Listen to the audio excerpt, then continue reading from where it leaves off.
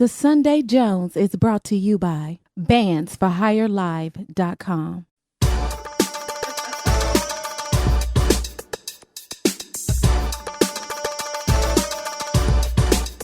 Well, it's the Sunday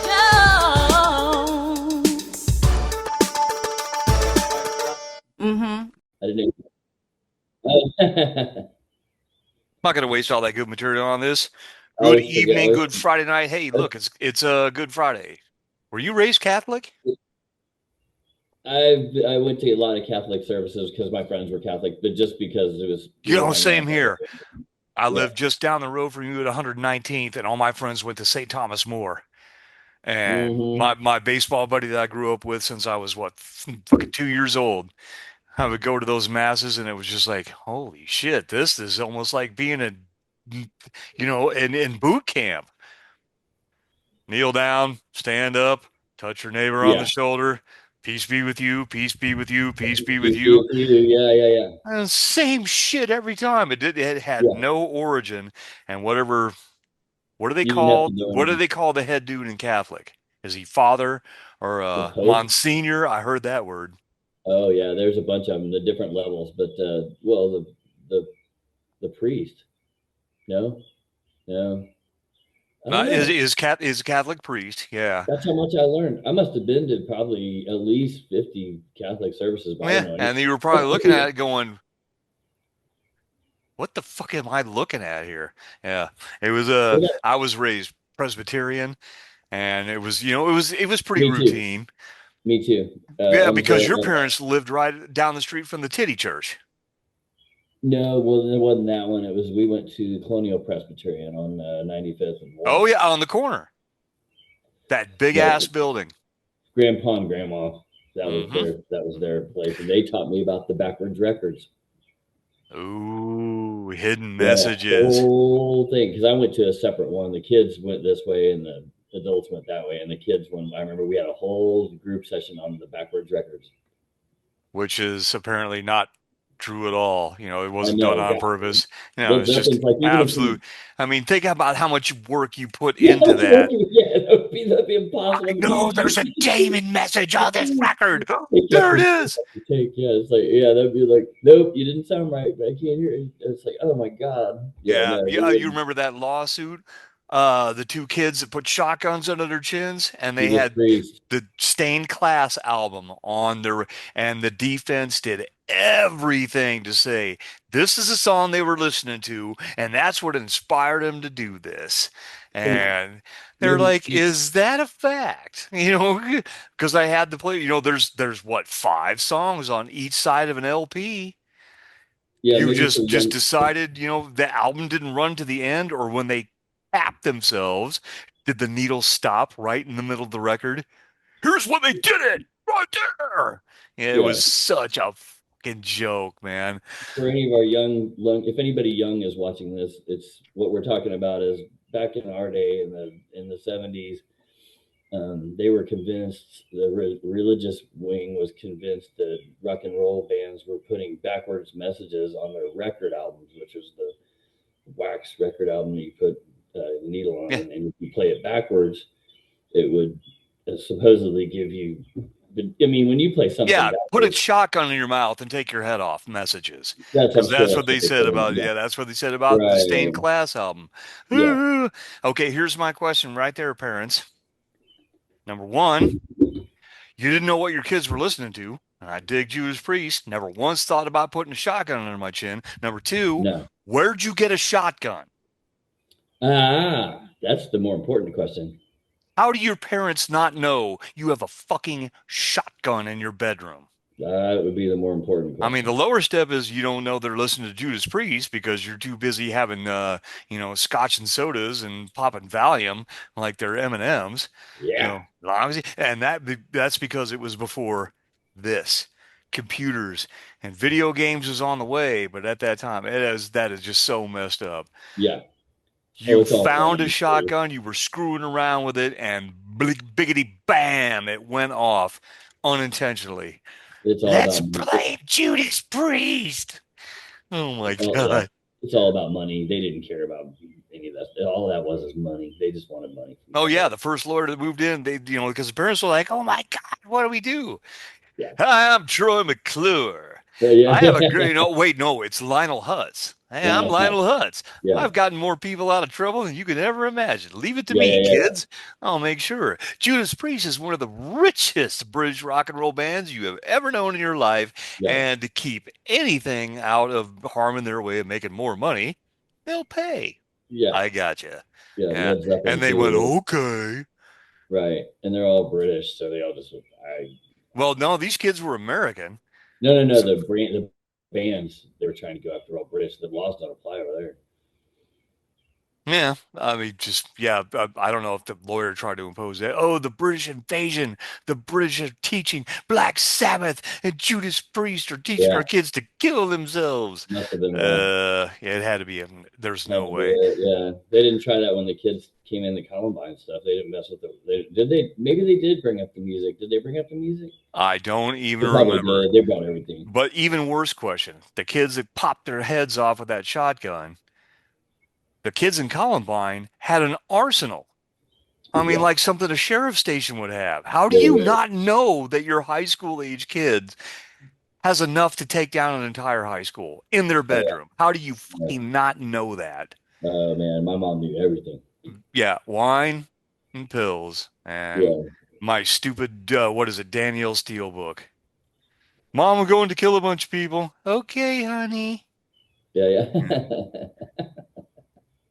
So yeah, it's yeah, and that that takes me back also to one point that you told me that after you played a show, was it in K-State, and crushed it, and all the kids said, "Hey man, come back and party with us," and you got to their mansion where mom and dad weren't home, and there was no booze.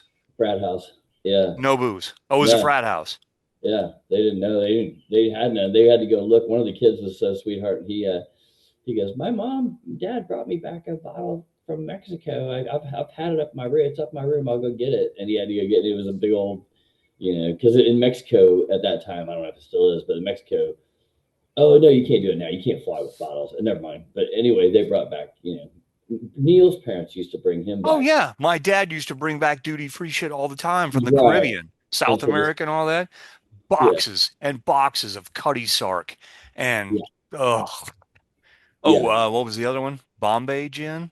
Yeah. Or some other kind of gin. Anyway, yeah. So these kids don't have a drop to drink because you don't hang out with that many of your friends without being high. Oh yeah, and there's like 20 of them. And no, they all would take their pills out. They would get at a table like a poker game, and they would all just dump their bottles out on the table and put them in a big pile in the middle, and then they'd mix them all around. And that sounds like fucking Russian roulette with dope.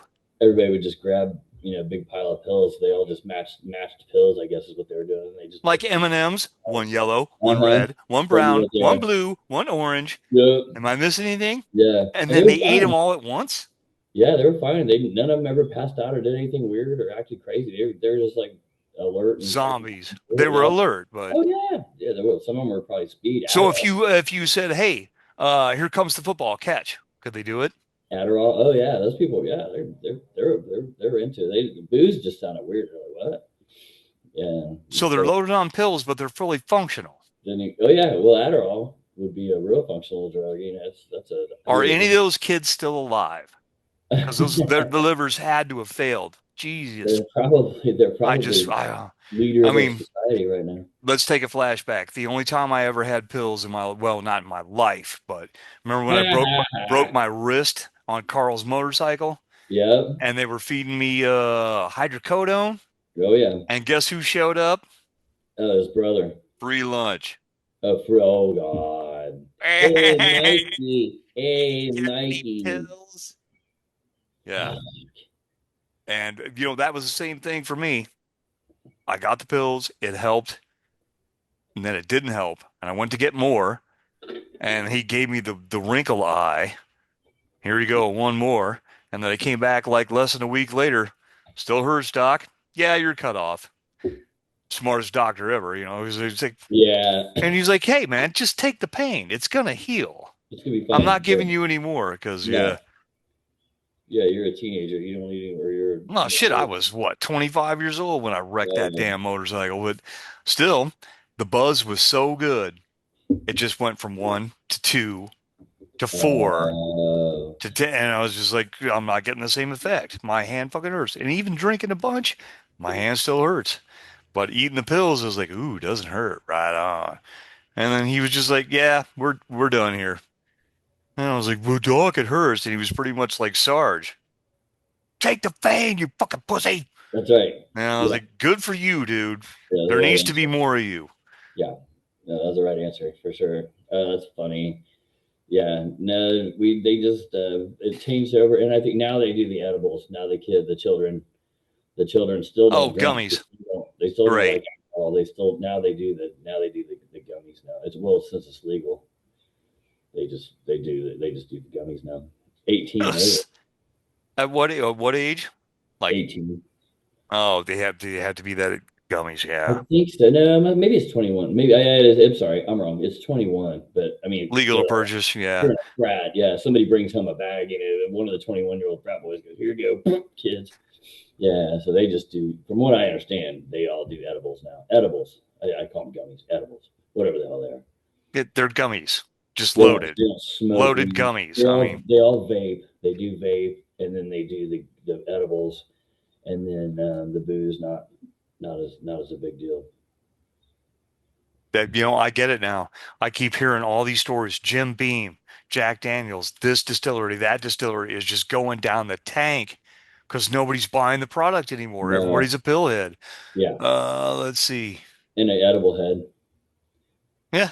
So yeah, pillies, chewies, whatever. Nobody's drinking anymore except old people. Yeah. Not planning on stopping anytime soon. Yeah, and in the long run, I would think pills are way, way more expensive unless you have mom and dad's account that pays for everything.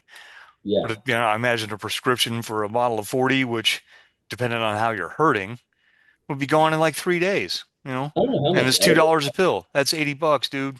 3 days later, $80, dude. 3 days later, $80, dude. How much do edibles cost compared to smoking it? Mm. I've never even bought Right around. It's about the same. Is it? But the variable of the potency of the edible is way different between here and where I used to live. Yeah. Way different. Because I dropped that dough on that, gave him to mama here and, Mary Jane so she could chill and get her sleep and it worked for shit. Same price, no effect. No, yeah, I wonder about that. I like to be in control of my buzz. That's why I like to smoke, because I know if I smoke, I'm going to be, high for, a couple hours. But if I take an edible, it could kick in now, it could kick in 20 minutes, it could kick in 30 minutes. It might not go away for 4 hours, 5 hours. Yeah. I don't know what's going to happen. I'm with you. I don't know how much I took. I don't know what the dosage was. I have no fucking idea.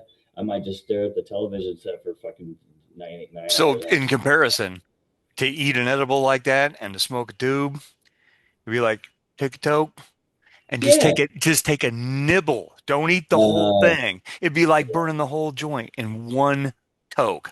Yeah. That's how I feel when I eat an edible. I was like, oh yeah, I smoked the whole thing myself. I'm screwed. Oh, you tried the edible? You done the edibles? Yeah, they're not for me. Yeah, I wouldn't think me either. I want to know. I want to know the instant. I want to get and that's the fun. It's a social thing. That is true, which is kind of a lost art because ain't nobody got time to pass the Dubois when they're doing this. Oh, yeah. Just a minute. I'm busy doing something. Right. Slap that shit out of your hand and pass the Dutchie on the left-hand side. And nobody plays music anymore either. There's no speakers. I've noticed. I have a young one living above me. He's 22, and I never hear a peep. Headphones, right? Always headphones? All of them. Yeah, they don't. There's no speakers. I bet speaker sales are in the fucking dumper, man. I bet. You're damn right they are. Pioneer. Home stereo systems are done for because everything Bluetooths to your damn ear. All to your head, yeah. All to your little buds in there. Nope.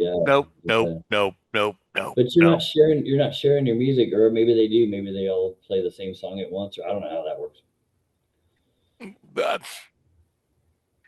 Well, they do go to raves. They still go to DJ parties. They don't call them raves now. That's some kind of, they call them something You know else. what we have at I've done this now twice at Ocean Reef and where I am now.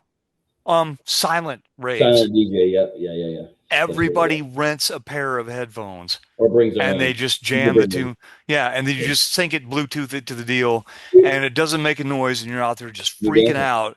And Yeah. somebody who walks up on that, oh my God, isn't the ocean beautiful? What the fuck is that? What are they doing? Can you hear any? I can't hear a damn thing. Or we got to call the cops now. There's a bunch of people freaking out on the beach, and we don't know why. There's not a single noise. There's no. They're It's what? gyrating. It's what? It's Bluetooth silent disco. DJ. Okay, I'm out. Yeah. Yeah, yeah, unbelievable. Because and there's so many places that are in the Keys and then where they have a 10 o'clock shutdown. No more noise after 10 o'clock. People are trying to sleep, especially those. So yeah, that became a huge thing. And I tried to talk the company into selling it, and they're just like, oh, that is way too much of an expense. And, so much liability that these lithium powered things you stick in your ear just might go, get it back, get in your, I wouldn't put those things in my ear. That. Yeah, I don't think Wait, man. So that's how they get to beat the curfew of the music. Because most of the bars stay open to 11, and if you got enough cash, they'll stay open until midnight. But if there's no noise, you're gold, Jerry. Yeah. But you know how it is. When the DJ shuts down, everybody leaves. I'm going to the bar. Yeah. Going to the bar so I can hear some music. Well, and drink. The parents are great, too, because the kids just get downstairs and you don't hear words. You don't hear nothing. A little bit of thumping, maybe. A little bit of we'll see what happens. A little bit of stomping around, but not like I said. I got a 22 up there. I don't hear anything. But it didn't occur to me your window looks weird. It looks like there's snow out there. That's my fence. The Sunday Jones is brought to you by bandsforhirelive.com. Bandsforhirelive.com is changing the live band and DJ booking industry forever. No booking fees, no middlemen. Bands, DJs, and customers are put directly in contact with each other. Bands for Hire Live is a user-friendly band and DJ booking website where you can browse bands by category and also by city. Find the perfect entertainment for weddings, corporate events, festivals, and more at bandsforhirelive.com.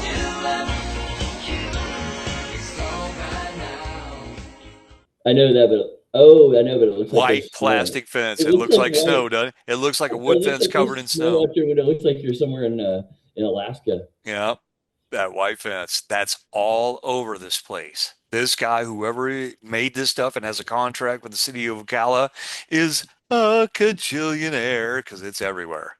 Everywhere. If you have any connections in I'm still looking for Clearwater. I still haven't picked a spot. So if you know anybody down there that knows anything about Clearwater, let me know. Because I don't know anything about Clearwater. No. I can ask around. Mostly the company I work for is on the East Coast. Yeah. So they don't mess around. That's Union territory. Okay. So yeah, I don't know anybody out there. 2 beds in a balcony and anywhere near the beach, I'm good. That's all I care about. Yeah. Well, Mary Jane, the travel agent, is absolutely fantastic. Is Clearwater where you want to go? We're definitely going there. What's your time date?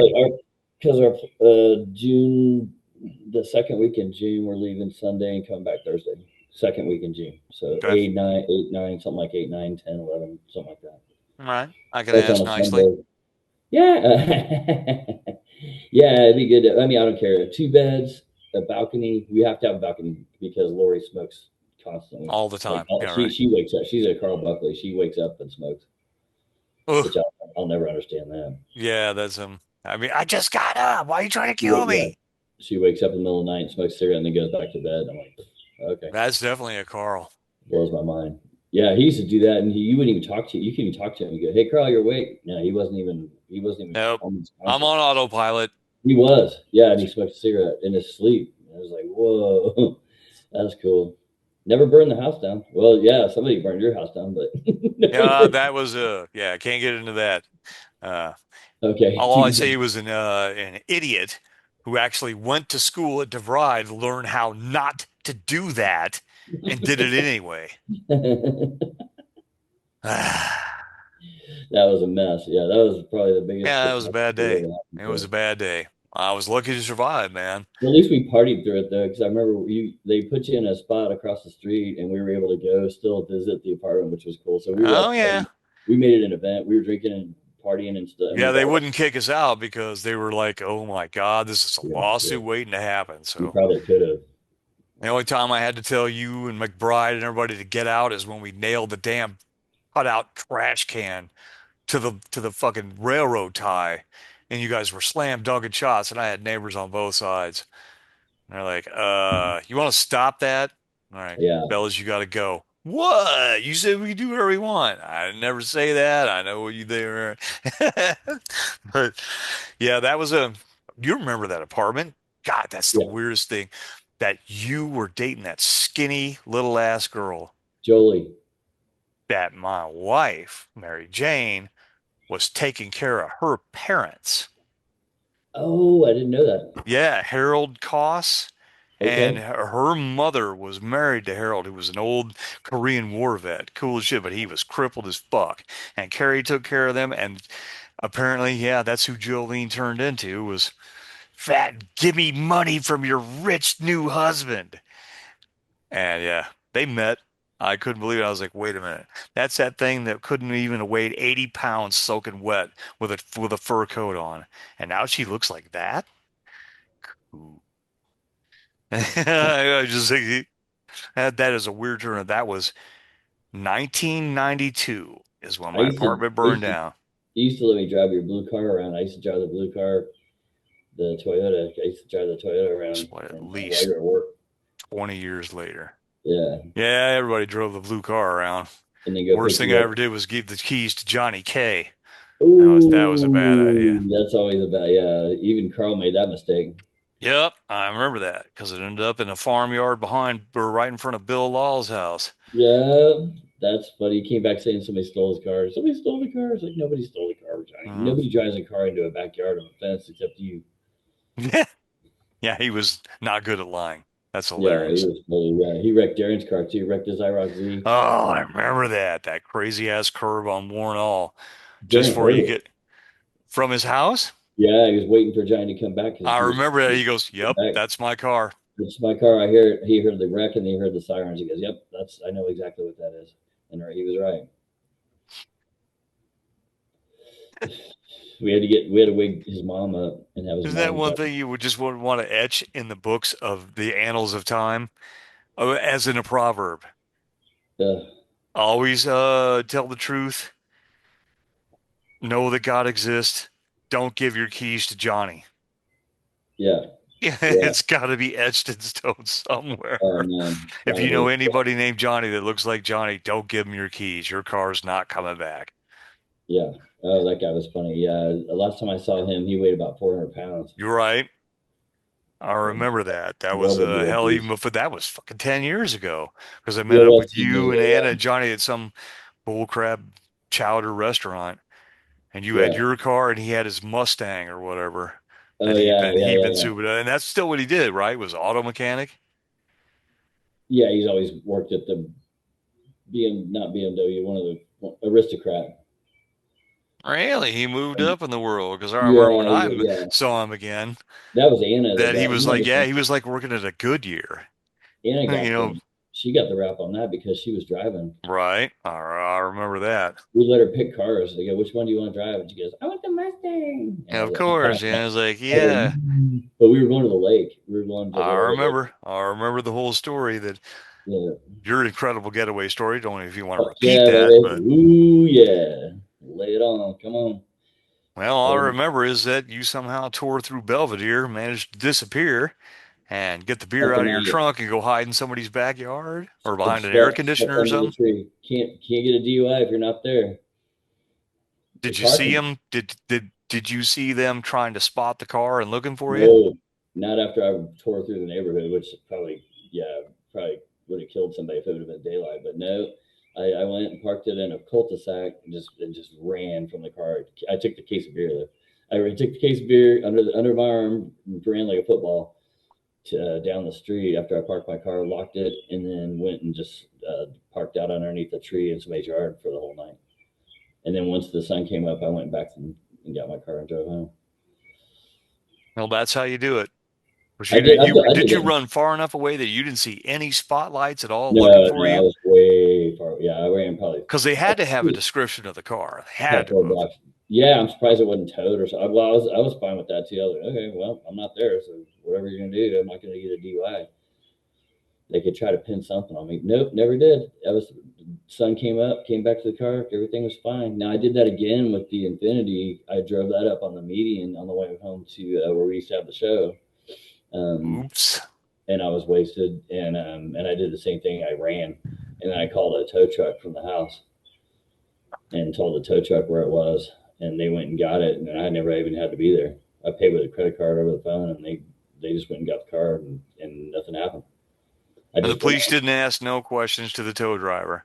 They didn't see him. The tow truck got there before it was high centered. I high centered it on a median, and you played the Flock of Seagulls song. And I drove along the avenue. I high centered my shit just like a shoe. And I ran away from the wreck. Yeah, I was 4 blocks from my house, and I knew the cemetery. I could cut through the cemetery, so I just ran out. From there. Name one other person that can say that. I know the shortcut through the cemetery to get to my house. Yes, I did. I don't know anybody else that could ever say that. Yeah. I high centered my car. I know exactly where you're talking about too. That damn divided road, right? I know exactly what you're talking about by the Webster building and all that stuff. Oh yeah. Right. Oh, gotta go. Ooh, look, cemetery. Yeah. Ooh, sorry, Mrs. Robinson. Mr. Griffin. Oh yeah. Don't forget 8-foot tall fence. Yeah, with spikes on top. And then you bring the dogs after you. Whoa, we got a good scent on him. What's with the dogs? It's a cemetery. They're freaked out. I called the tow truck, and then Lori came and got me. And then we went and took a peek. We peeked around the corner and saw the tow truck lights. And I was like, they beat the police there. There's no police cars. The tow truck towed the car to their. I told them where to tow it to. I can't remember where it was, but yeah, no cops. Well, shit, the closest patrol. Oh, running out of time. Shut up. 10 minutes. Okay. What else you got? The closest patrol, I think, is. Oh, no. I took the tow truck. I told the tow truck. Well, I know. I'm going to talk about the cops in comparison to where you are. 435 and 103rd Street. Well, nobody would have called them. Nobody saw it. Nobody witnessed. It was in front of the cemetery. Okay, yeah. Right. Yeah, the cemetery gate. And there's a song called Cemetery Gate. Oh yeah, that's definitely Pantera. There you go. That's where I was. So nobody called the police. The tow truck came, got the car, took it to some body shop probably, and then I went and got it the next day. Nope. Yeah. Well, that's how you do it, kids. Yes. No witnesses. No witnesses. You're not there. You can't get a DUI if you're not there. Which tells me another story, which you may do or do not want to divulge. The Challenger wreck. How you walked away from that one without being completely thrown under the bus. That one the police did show up, yeah. I was in the woods. Yeah, and you were like under the pedals. Did they help you get out, or did you crawl your own way out? The ambulance people pulled me out. The police hadn't shown up. The police didn't show up till I was in the hospital. I guess the ambulance people have to report it. Ratted you out. They showed up at the hospital, and there was some little short black woman police officer trying to take a statement from me, and I just kept saying, I don't know. I have a concussion. I don't know what's going on. And there you go. They didn't draw any blood. They didn't do anything. So the lawyer was like, I don't know, $400. Oh my God. Yeah. Well, you did the right thing there. Don't rat on yourself. $20,000 for the power pole. 20,000. Oh, KCMB. Damn. That's what you got charged by the city? Yeah. And where'd that come from? Raytown or the county or? Yeah, I took county out charge? like a whole 4-mile area of power. I don't know one other person that could ever say they do that because they're not superhuman. I took out 4 miles of power radius by myself. Oh, and the Challenger. The Challenger helped me out. The State Farm paid for it, and thank God. Yeah, $20,000 because they showed up to court. When I had a court date, KCP&L had to have the court had to have a statement from KCP&L saying I had paid for that, or they weren't going to let the case go. But I had it, and State Farm paid for it, so I had the form, and they said, like a good neighbor, State Farm was there. And I took Johnny back to the side of the crash, and he couldn't figure out what I did. He said, I don't know what you did. I don't know how you did it. Well, I know that curve that you're talking about. You probably hit that at 100 miles an hour, and your car's I'm gone. Joink. Yeah. Into the trees. I never put on the brakes because there was no reason to. Yep. Well, but yeah, brakes ain't going to stop you going off, the shoulder. I know exactly what you're talking about. It curves like this. Yes, and it goes over to the 350. Going into Raytown or whatever that is. Yep. And if you're doing 100 plus 140 did not turn. And survived. Yeah, I never put on the and brakes. survived. Johnny couldn't figure it out. He goes, I don't know how you got over there. Well, I know how you got over there. We're just not sure how you walked away. It must have been the coolest. If you would have somebody would have captured that on video, it must have been the coolest looking wreck ever. I must have been. Well, the car flipped for sure because there was rips on the top of the car, huge rip gashes from trees. So I went upside down for sure because I remember centrifugal force pulling me down. That's how my feet got caught on the pedals. I was being sucked down under the pedals. G-force, gravity force. Yep. Yeah. I was on the phone eating a hot dog. And doing 140, chasing the guy that pissed you off because he went past you. Motorcycle. Oh, I thought it was like some BMW G3 or something. Oh no, it was a motorcycle. Yeah. Well, that's even worse because anybody knows you're not going to catch that thing. I don't care what you're I'm driving. not going to beat a motorcycle. No, my car was fast, but it wasn't that fast. Yeah. Anyway, so Johnny tried to recreate it. We went back and walked we parked and walked along the whole thing. He said, I don't know how you did it. I don't know. Did what? I know what you did. Does he mean I don't know how you survived? He was trying to think, how'd you spin? Did you spin out or did you? Because you wouldn't have made that jump. Like, I think I did. I know I went inverted. I inverted the bird. Well, you've seen those crazy ass NASCAR wrecks. Yeah. Top Gun. How did you do that? I inverted the bird. I was inverted. Yep. Yeah. I was. That's it. Yeah. How'd you get that picture? Yeah. So there's a big gap, obviously, but you've seen those NASCAR wrecks or those Formula One wrecks where somebody gets tipped a little bit, they go left, they try to recorrect to the right, and the car just takes air. Oh yeah. Huh. I was definitely airborne. No, I didn't correct anything. I just went, this is gonna be hilarious. That's pretty loaded. That's what they say. If you're completely gone and liquid as hell, you have a way better chance of surviving. Because if you're fully awake and present, you're going to freak out and tense up and break every damn bone in your body. No seatbelt. Yeah, and I still to this day. What? No seatbelt? To this day, I don't wear a seatbelt. I never wear a seatbelt. With these modern cars, I have to put the seatbelt behind me. Oh, yeah, with that constant beeping. Connected, yeah, and then just sit back. I don't wear a seatbelt. If they said if I would have been wearing my seatbelt, I would have been dead. There you go. Here's a nice segue. Jaws, telling the story of the sunken USS Indianapolis. 1,100 men into the water, went into the water. 393 came out. The rest got the sharks. This day on there. Yeah, me and all my friends floating in the water. Sometimes the sharks would go away. Sometimes they wouldn't go away. And I bumped into a friend of mine. Hubie somebody, and I tapped him on the shoulder, and he tipped upside down. Well, Mr. Sheriff, you've been bitten in half. So I'll never put on a life jacket again. I was like, yeah, there you go.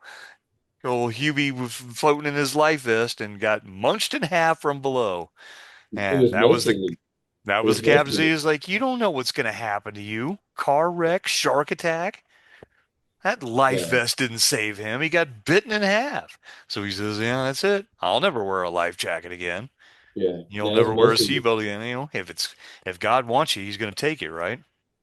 Mostly the Gooks got the sharks too, because we bombed. We succeeded on that Midway battle because of the air strike. We got ahead of the whole thing.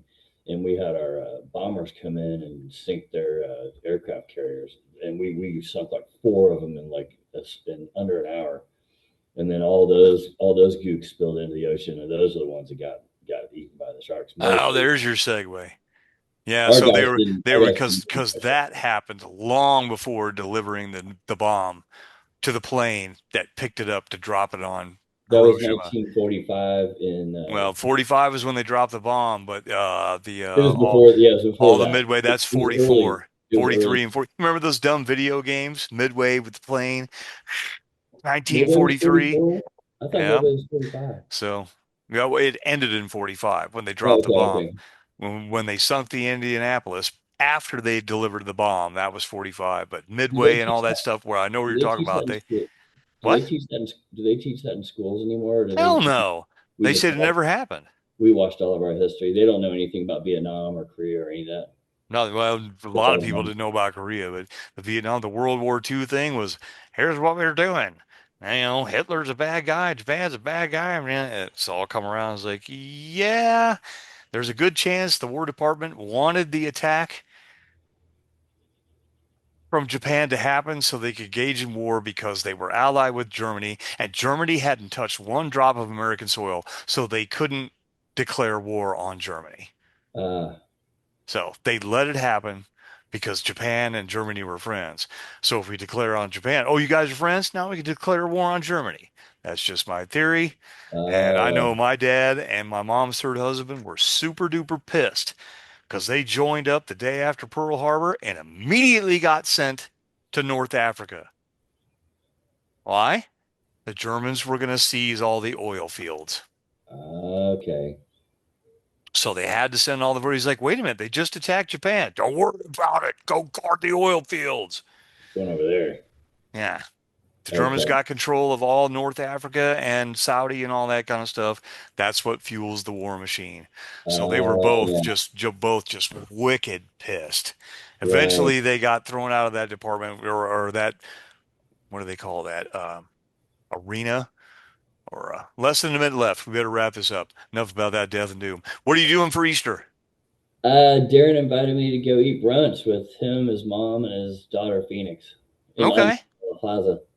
Okay. He's going to come pick me up at 9:15 in the morning. Oh, yay. But so how's Saturday night going to go for you? Nah, the good news about Darren is he doesn't care if I drink, so I'll have a Bloody Mary, and I'm not going to, he knows I don't eat, so I'll just go, yeah. Cool, man. We're going to, there it is.